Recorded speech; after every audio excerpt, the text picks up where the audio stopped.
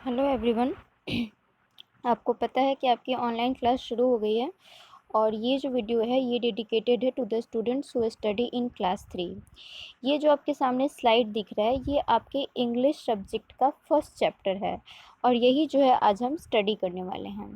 देखिए, third class के बच्चों के इंग्लिश का फर्स्ट चैप्टर है गॉड ब्लेस मी, यानी भगवान मुझे आप आशीर्वाद दीजिए, गॉड ब्लेस मी।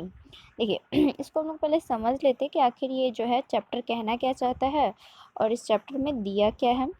तो सबसे पहले आपको दे रखा है कि God be in my head and God be in my hand and in all my thinking, यानी भगवान आप मेरे मस्तिष्क में रहिए, आप मेरे हर एक सोच में रहिए। God be in my eyes and in all I am seeing, बोलता है कि भगवान आप मेरी आँखों में रहिए और जो कुछ भी मैं देख रहा हूँ उसमें आप रहिए। God be in my mouth and in all I am speaking, यानी भगवान आप मेरे मुख में रहिए और उन सब में रहिए जो मैं बोलता हूँ, यानी मेरे बोलने में भी रहिए और मेरे मुख में भी रहिए। एंड कहा थे, हाँ, God be in my heart and in all I am feeling, यानी भगवान आप मेरे हृदय में रहिए और जो कुछ भी मैं महसूस कर रहा हूँ उसमें भी आप रहिए। God be in my hands and in all I am doing, यानी भगवान आप मेरे हाथों में रहिए और हर उस चीज़ में रहिए जो कि मैं अपने इन हाथों से कर रहा हूँ। God be in my charity and in all I am giving, यानी आप मेरे दान में भी रहिए और जो कुछ भी मैं प्रदान कर रहा हूँ, जो भी मैं दे रहा हूँ या ले रहा हूँ उसमें भी जो है आप रहिए। तो ये तो हुआ भाई, ये दो बच्चे यहाँ पर आप देख रहे हो कि हाथ जोड़कर प्रेयर कर रहे हैं और ईश्वर से कह रहे हैं कि वे हमेशा जो है उनके साथ रहें। यही जो है भगवान से वे लोग आशीर्वाद मांग रहे हैं, गॉड ब्लेस मी, यानी इस चैप्टर का कहने का मतलब ये है कि ईश्वर अगर आपके साथ हमेशा रहते हैं, चाहे आप जिस भी ईश्वर में बिलीव करते हो, वो अगर आपके साथ हमेशा रहते हैं तो आप जो है जल्दी कोई भी काम गलत नहीं कीजिएगा और हमेशा जो है सन्मार्ग के पथ पर चलिएगा। तो यही ये दोनों बालक जो है भगवान से प्रार्थना में मांग रहे हैं कि भगवान उनके साथ हमेशा रहें और जो है वे कुछ भी नहीं मांग रहे हैं। देखिए कितना खूबसूरत सा पोएम है। इस पोएम में जो हार्ड वर्ड्स हैं उनको मैं समझा देती हूँ, नोट नहीं करना है आप लोगों को। नोट जो किया हुआ हैंड रिटन नोट्स होगा वो आपके घर पे पहुँच जाएगा। देखिए यहाँ पर जो है आपको हेड दिया हुआ है। हेड मतलब क्या होता है? मस्तिष्क। डूइंग मतलब होता है हम लोगों का काम करना, ये तो आप लोगों को पता ही होगा। नेक्स्ट जो वर्ड है वो है फीलिंग। फीलिंग मतलब होता है हमारी भावनाएं और चैरिटी मतलब होता है जो हम लोग दान दक्षिणा करते हैं, वही जो है आपको चैरिटी होता है। तो चैप्टर तो बहुत ही ज़्यादा सुंदर और बहुत ज़्यादा सीख देने वाला है। अब जो है हम लोग का इसका थोड़ा बहुत एक्सरसाइज देख लेते हैं। एक्सरसाइज आप लोगों को करना नहीं है, सिर्फ मैं समझा दे रही हूँ। जो किया करा एक्सरसाइज होगा वो आप लोगों के घर पे पहुँच जाएगा, सो डोंट वरी। यहाँ पे आप लोगों को सिर्फ समझना है कि दिया क्या है आपके एक्सरसाइज में। जब आप ये वाला पेज पलटिएगा, ये जो गॉड ब्लेस मी पोएम वाला पेज है, तो आपके सामने ये वाला पेज आएगा। जिन लोगों के पास किताब है वो किताब सामने लेकर बैठे और किताब से समझे, और जिनके पास किताब नहीं है वो स्लाइड को ही ध्यानपूर्वक देखकर समझने की कोशिश करें। पहले जो है आपको दिया हुआ है why who do the children want to bless them. देखिए तो बच्चे जो हैं किससे चाहते हैं आशीर्वाद लेना? बच्चे किससे चाह रहे हैं बताइए? इस चैप्टर के टाइटल में ही दे रखा है कि बच्चे जो हैं वो ईश्वर से चाह रहे हैं आशीर्वाद लेने के लिए, गॉड से चाह रहे हैं आशीर्वाद लेने के लिए। इसके अलावा जो है आपको दिया हुआ है what do children mean God be in my head. अब बताइए कि बच्चे जो हैं वो आपको पहले लाइन में क्या कहते हैं कि भगवान आप मेरे मस्तिष्क में रहिए। इससे बच्चों का मतलब क्या है? तो बच्चों का मतलब जैसा कि आपका एक्सप्लेन किया ही मैंने कि मस्तिष्क में रहने का मतलब ये कि जो कुछ भी वे सोच रहे हैं वो अच्छा सोचे। इसके लिए भगवान रहेंगे उनके मस्तिष्क में, ईश्वर रहेंगे उनके मस्तिष्क में, तो वो जो कुछ भी सोचेंगे वो अच्छा सोचेंगे। तो यही जो है उनका कहने का मतलब है कि ईश्वर उनके मस्तिष्क में रहे ताकि जो भी वे लोग सोचें वो अच्छा सोच सकें। Why do the children want to be God in their eyes. अब ये बताइए कि बच्चे जो है वो ऐसा क्यों चाहते हैं कि ईश्वर जो है उनकी आँखों में भी रहें। तो देखिए बहुत ही सिंपल है, बच्चे ऐसा क्यों चाह रहे हैं? ईश्वर अगर आँखों में रहेंगे तो वे जो कुछ भी देखेंगे वे अच्छा देखेंगे, इसीलिए बच्चे ये चाह रहे हैं कि ईश्वर जो है उनकी आँखों में भी रहे। फोर्थ क्वेश्चन को अगर आप देखिएगा तो दिया हुआ है, why do children want God to bless everything? बच्चे ऐसा क्यों चाहते हैं कि ईश्वर जो है वो हर चीज़ में अपना आशीर्वाद दे, हर चीज़ के प्रति जो है अपने आशीर्वाद को न्यौछावर करें? तो ऐसा इसलिए क्योंकि अगर ईश्वर का आशीर्वाद रहेगा हर जगह, तो हर परिस्थिति और हर चीज़ जो है वो उतनी ही सद्भावना से भर जाएगी जितना कि आपको होना चाहिए, या फिर जिससे किसी का नुकसान नहीं होना चाहिए।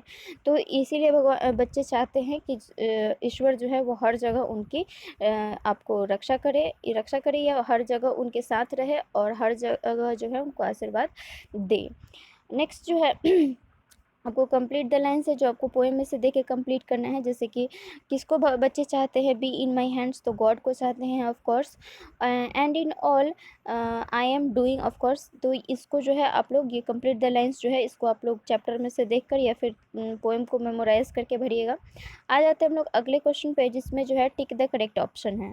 तो ज़रा ध्यान से देखिए, अगर जिनके पास बुक है वो अभी भी टिक लगा सकते हैं, टिक लगाने में तो कोई इशू नहीं है, टिक तो आप ऐसे वीडियो में भी लगा सकते हो। तो देखिए, be in my head means यानी कि अपने मस्तिष्क में रहने का मतलब क्या हुआ?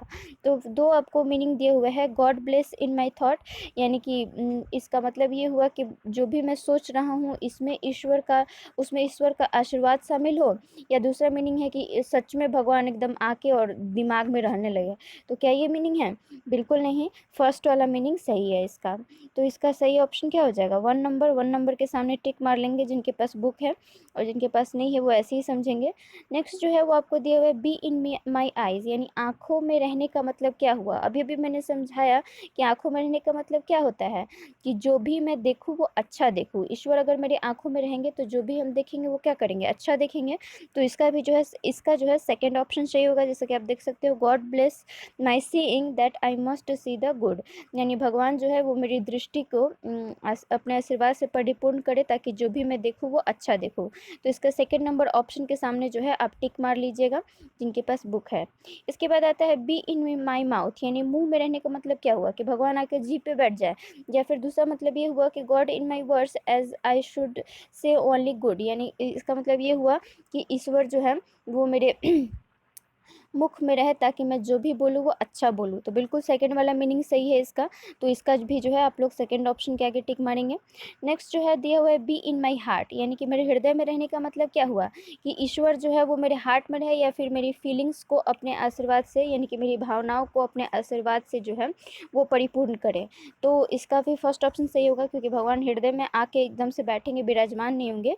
उनके रहने का मतलब ये होता है कि हमारी भावनाओं को वो ऐसा बनाए जिससे किसी का परोपकार हो सके। नेक्स्ट जो है वो दिया हुआ है, be in my hand means, यानी कि अब मेरी हाथों में रहने का मतलब क्या होता है? कि हाथ पे आके भगवान जी रह जाए। कि इसका मतलब ये होगा कि जो भी हम अपने हाथ से काम करें वो अच्छा काम करें। तो इसका जो है फर्स्ट ऑप्शन आपको सही हो जाएगा। तो फर्स्ट के सामने आप लोग टिक मार लेंगे 5 नंबर में, ई नंबर में। उसके बाद दिया हुआ है, बी इन माई चैरिटी, यानी चैरिटी में रहने का मतलब, दान दक्षिणा में रहने का मतलब क्या होता है? तो God bless me when I give charity, यानी जब मैं दान दूँ तो भगवान मुझे आशीर्वाद दे। या फिर God bless me in my good deeds, यानी भगवान जो है वो मुझे मेरे अच्छे कर्मों के लिए आशीर्वाद प्रदान करें। तो इसका जो है आपको सेकंड ऑप्शन सही होगा कि भगवान जो है आपको ऐसा आशीर्वाद दे कि आप हमेशा ऐसी सद्बुद्धि में रहें ताकि दूसरों का परोपकार करें, दान करें, और जो है आप दूसरों की मदद कर सके, दूसरों के काम आ सके। तो इसका सेकंड ऑप्शन सही हो जाएगा। अब जो है आपको नेक्स्ट आपको दिया हुआ है, match the following. The match the following के लिए जो है अब थोड़ा सोचिए कि जिसका जो काम है उसी के साथ उसको मिलाना है। हेड क्या काम करता है? थिंकिंग का काम करता है, तो हेड को आप थिंकिंग से मैच कर लेंगे। उसके बाद जो है आइज़ का काम क्या होता है? तो आइज़ का काम होता है सीइंग, तो इसको आप सीइंग से मैच कर लेंगे। उसके बाद हम लोग का माउथ, तो माउथ जो है वो स्पीकिंग का काम करता है, तो माउथ को स्पीकिंग से मैच कर लेंगे। हार्ट, हार्ट जो है वो फील करने का काम करता है, तो इसको आप फीलिंग से मैच कर लेंगे। इसके अलावा हैंड, हैंड जो है वो किस लिए बना है? गिव करने के लिए बना है, तो यानी दान देने के लिए बना हुआ है, काम करने के लिए बना हुआ है। तो यहाँ पे गिविंग ऑप्शन सबसे ज़्यादा सूटेबल है, तो हम लोग नहीं, सॉरी, हैंड जो है डूइंग के लिए, सॉरी ये हैंड को आप डूइंग से मैच करेंगे, हैंड को आप डूइंग से मैच करेंगे, कार्य करने के लिए हाथ बना गया है, और चैरिटी जो है वो देने के लिए यानी गिविंग के लिए बना हुआ है। तो एक बार मैं फिर से बोल देती हूँ, हेड जो है वो थिंकिंग के लिए बना है, आइज़ जो है वो सीइंग के लिए बने हुए हैं, माउथ जो है वो स्पीकिंग के लिए बने हुए हैं, हार्ट जो है वो फीलिंग के लिए बना हुआ है, हैंड जो है वो डूइंग के लिए बना हुआ है, और चैरिटी जो है वो आपको गिविंग के लिए बना हुआ है। तो जिनके पास बुक है वो लोग इसको मैच कर लेंगे। अगर एक बार में ना हो पाए तो दोबारा वीडियो को प्ले करके मैच कर लीजिएगा, या फिर रिपीट में लगा कर देख लीजिएगा।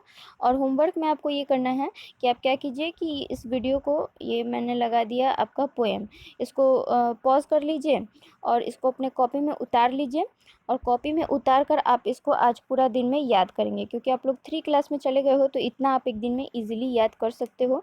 और इसको याद करके सबको अपने अपने घर में, अपने पेरेंट्स, अपने भैया या अपनी दीदी जो भी गार्जियन होंगे उनको सुनाना है, ताकि जो है आपका फर्स्ट चैप्टर पूरे अच्छे से कंप्लीट हो सके। रहा बात इसकी एक्सरसाइज का, तो एक्सरसाइज जो है वो आपके घर पे पहुंच जाएगा, जैसा कि मैंने पहले ही बताया है।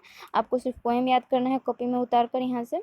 और आगे काम ये करना है कि आप लोग, हाँ ठीक है, जिनके पास किताब है वो लोग तो ऐसे ही याद कर लेंगे, जिनके पास किताब नहीं है वो लोग उतार के याद कर ले। चलिए तो फिर अगले चैप्टर में फिर हम लोग मिलेंगे। घर पे रहिए, सेफ रहिए। Thank you very much.